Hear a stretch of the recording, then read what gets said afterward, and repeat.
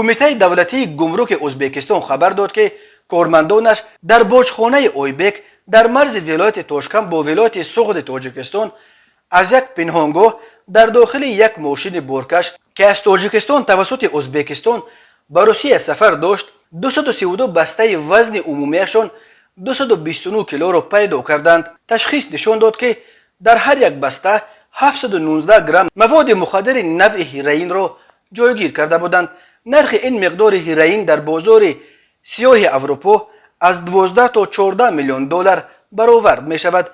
در رابطه با این حادثه پرونده جنایتی آغاز کردند و تفتیش ادامه دارد. کمیته دولتی باجخانه و گمرک ازبکستان ماه نوامبر سال 2021 خبر داده بود که کارمندان همین باجخانه اویبک در مرز ولایت تاشکند ازبکستان با ولایت سوغد تاجیکستان از کوشش قاچاق مقدار بزرگ مواد مخدر پیشگیری کردند. از یک پنهانگاه در داخل یک ماشین بارکشی که از تاجیکستان به روسیه قریب 21 تن انگور می‌برد در عموم 156 کیلو مواد مخدر افغانی از جمله نزدیک 150 کیلو حشیش، قریب 4.5 کیلو افیون و بیش از 1.5 هیروئین یافت و مصادره کردند. تاجیکستان که با افغانستان منبع اساسی تولید هیروئین و افیون و حشیش دنیا 1425 کیلومتر مرز مشترک دارد، در سالهای آخر به یک مسیر عمده قاچاق مواد مخدر افغانی تبدیل یافته است. یک قسم اعظم این مواد مخدر از جانب قاچاقبران با استفاده از قلمرو ازبکستان به بازارهای سیاه شمال سیاره اساساً